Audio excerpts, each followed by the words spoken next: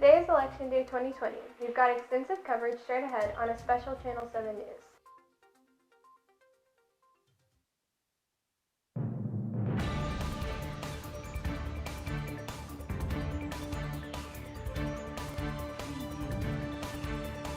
Good morning and welcome to Channel 7 News' election coverage. I'm Tegan Belcher. Bowden Woodard will join the show shortly.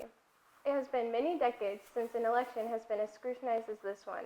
Aislinn Robert has more on the general overview of Republican candidate and current President Donald Trump and Democratic candidate and former Vice President Joe Biden. Like any other presidential election, the key policies for Republican candidate and current President Donald Trump and Democratic candidate and former Vice President Joe Biden vary drastically. Here's where the two men differ. Joe Biden agrees on the $4 trillion in new taxes meant for mostly the highest income households, while Trump differs from the idea. Biden doesn't agree with the repeal of Obamacare tax, while Trump does. WhiteHouse.gov reported that Donald Trump wants to withdraw from the Iran deal. He said the Iran deal was one of the worst and most one-sided transactions the United States has ever entered into. Joe Biden doesn't want to withdraw. Newsweek reported that Biden would re-enter the Iran deal if Iran returns to compliance.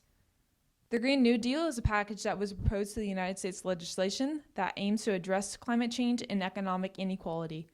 Joe Biden accepts the Green New Deal while Trump opposes. Trump's Supreme Court nominees are Neil Gorsuch and Brett Kavanaugh. In this year's major decisions on abortion, immigration, religious liberty, and executive authority, they voted as expected and as Trump administration wanted, according to USA Today. Biden wants to wait until after the election for his Supreme Court nominees, Harper's Bazaar reported. School choice makes public education funding follow students to schools or services that is best fit for them, such as public, private, charter, or homeschool. Trump is for the idea, according to AP News. Statesman News said that Biden would rather not use public money for private K-12 schools. Aislinn Robert, Channel 7 News. Much like the 2016 election when President Trump defeated Hillary Clinton, there are going to be key battleground states that may determine who wins the 2020 election. Jordan Croft has more on the 5 states that will heavily affect the winner of this election. According to experts, 5 states are going to be crucial to determine which candidate will win the presidential election. These states are Ohio, Florida, North Carolina, Georgia, and Iowa. Known as battleground states, these states aren't either Democratic or Republican. In the 2016 election, Clinton was ahead of Trump by about 21 electoral votes, but since Trump won over the battleground states, he ended up winning the election by about 75 votes. History says that both North Carolina and Georgia have voted Republican for the past 2 elections. Ohio, Florida, and Iowa, on the other hand, voted Democratic in the 2012 election, but Republican in the 2016 election. Currently, Biden has 212 electoral votes guaranteed, while Trump only has 125. This doesn't matter quite yet, since the battleground states are what really can determine who wins the election. With the battleground states having a total of 85 electoral votes and only needed 270 to win the election, anything can happen. If Trump wins over the battleground states and steals a light blue state, he could win the election. There are still 8 other states besides the battleground states that aren't guaranteeing to be one side or the other. They're all leaning towards either red or blue, but that is subject to change. Jordan Croft, Channel 7 News. There have been plenty of ups and downs for President Trump over his 4 years in office. From the economical growth of the country to the controversial way he handled the COVID-19 pandemic, Trump's term has been, at the very least, controversial. It's been a controversial 4 years for President Donald Trump, filled with different accomplishments and criticisms. One of the notable accomplishments was the Tax Cuts and Jobs Act that was passed in 2017. According to an article by the Wall Street Journal, by the end of 2017 to September 2018, the economy had grown by more than 3%, and by September of 2019, the unemployment rate dropped to 3.5%. Earlier this year, labor participation amid the prime working age population had increased 83.1%, a rate that hasn't been seen since 2008. Establishing the 6th branch of the U.S. Armed Forces is another accomplishment for President Trump. He established the Space Force, which is the first new military service since 1947. The new force's role is to protect the U.S. military resources in space. Compared to the rest of the world, the United States had the worst coronavirus outbreak. At a press conference in January, President Donald Trump said, "We have it totally under control. It is one person coming from China. It is going to be just fine." In another press conference that was held in February, President Donald Trump said it is going to disappear one day. It's like a miracle, it will disappear. States varied on their shutdown procedures and policies and started as early as late March until late April. In early May, President Donald Trump was still not worried about the coronavirus going away. And he said, "This is going to go away without a vaccine. It is going to go away. We are not going to see it again." On October 2nd, President Trump and the First Lady tested positive for the coronavirus. Shortly after this, President Trump said, "Don't be afraid of COVID," at a press conference. As of October 13th, the coronavirus death toll has reached 210,000. Madison Haynes, Channel 7 News. Coming up next in sports, athletes and organizations across all professional sports are encouraging young people to vote. Charlie Black will tell you the impact it may or may not have. Stay tuned, we'll be right back. The Weights and PE program is a great way for kids to relieve stress and energy throughout an 8-hour school day. Sitting at a desk all day can make you tired and lackadaisical, so it is good for young adults to get moving and exercise sometime throughout the day. You can become stronger and more agile in the weights program, and other benefits as well. These classes are a great way to let out stress that builds up while in school, especially during these times. So make sure you enroll in the Rosehill Physical Education Department. You won't regret it. Hi, I'm Bob Weasel. I'm here to make your cases worse.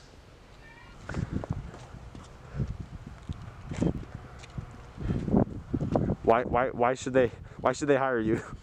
Why should they hire me? Because I'm a defense attorney, and see that man? He's on the death row. He's going to die in 15 minutes. You're welcome. So come on down and hire me. You're the person that put my dad in prison. Yeah? We hired you. Cut now. Come here. Oh, hey, we're going to see our happy customer over here. We put her in prison for loitering and littering and being nice in general.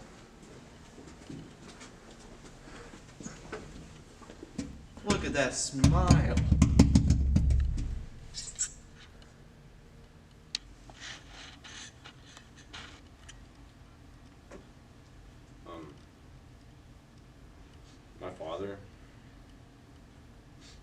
My father was standing outside his local bar, as he always does, and he was just loitering, I guess. And we hired this lawyer because they said it was real and intense or whatever, but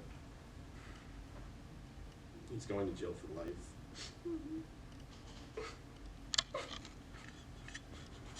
Watch big news. There. He can put you in jail too someday.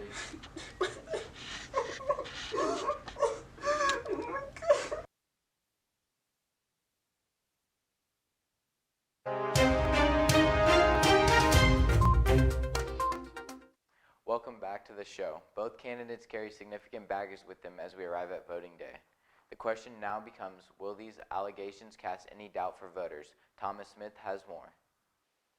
Donald Trump and Joe Biden are two candidates running for the 2020 presidential election, and both candidates have a variety of allegations against them. These are still allegations, so they could be proven true or false.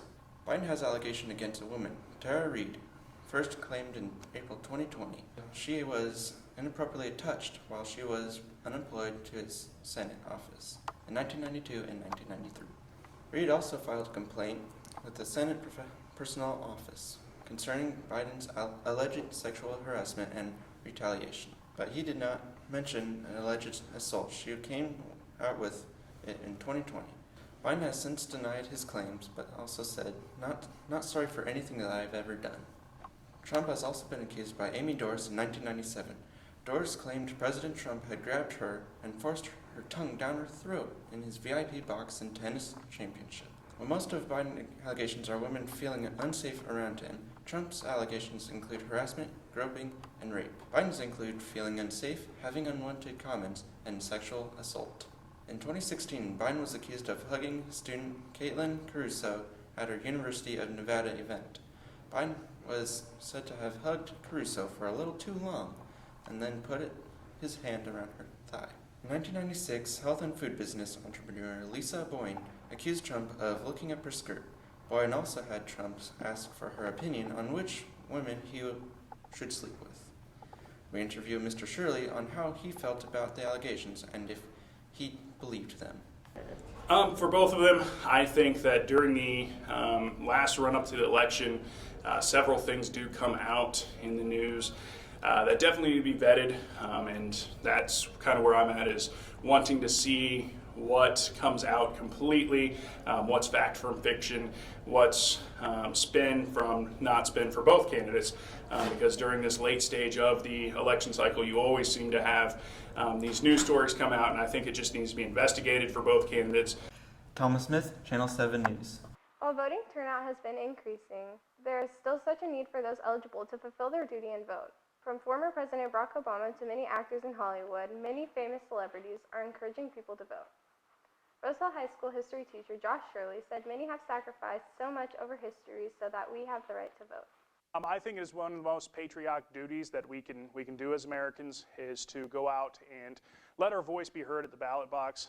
There's a lot of people who made vast sacrifices for us to have the right and the opportunity for us to vote in each and every election. I always talk to my seniors when they get into government that it is crucial that they exercise their civic duty to be able to go out, vote no matter who they're voting for, political party, person, it doesn't matter, just exercise your right, become informed, and then go out and make your voice heard. Coming up next in sports, Charlie takes a look at how professional and collegiate athletes will impact the election, as well as fall sports overview. We'll be right back after this commercial break. The Weights and PE program is a great way for kids to relieve stress and energy throughout an 8-hour school day. Sitting in a desk all day can make you tired and lackadaisical, so it is good for young adults to get moving and exercise sometime throughout the day. You can become stronger and more agile in the weights program, and other benefits as well. These classes are a great way to let out stress that builds up while in school, especially during these times. So make sure you enroll in the Rosehill Physical Education Department. You won't regret it. Residential carpentry, intro to industrial tech, cabinet and furniture design, architecture design, and drafting CAD are all part of Rosehill's industrial tech program taught by Ryan Hill. These classes provide students with knowledge of industry standards and to build and fix them. Students acquire skills and knowledge they can use immediately. Some of the students who take Hill's class attend trade school after they graduate and translate that to successful careers. Hill uses his expertise from industrial technology and robotics, as he is the co-sponsor alongside Leanne Yaus.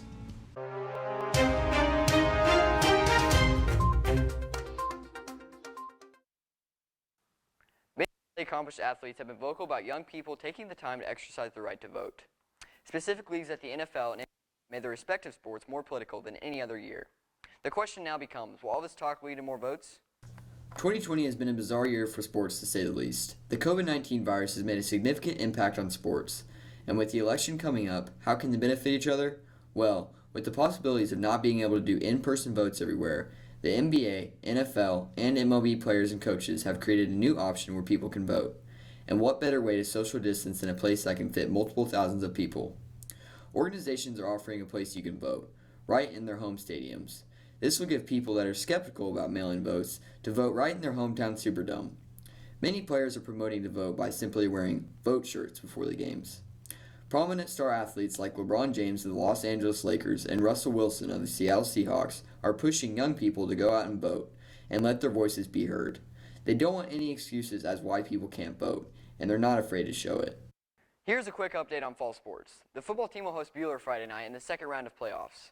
If the Rockets win that game, they will play the winner of Augusta and McPherson on Friday, November 13th. It's the first time in 9 years the Rockets have won a playoff game. The soccer team takes on Coffeyville today in the state quarterfinals. If they win that game, they advance to the state Final Four this weekend. This is the farthest they have advanced since the 2015 season when they won a state title. The Rock have also concluded their season with a sub-state loss to McPherson. They finished the season with a record of 9-20. And finally, the girls cross-country team finished 6th at the state meet over the weekend, with Alexa Marshall taking 19th. This finish by the girls team was the highest in school's history. Tegan, back to you. Thanks, Charlie. That is all the time we have today. Be sure to check out Rocket Productions on Facebook, Twitter, and Instagram. Thanks for watching, and we'll see you next time on Channel 7 News.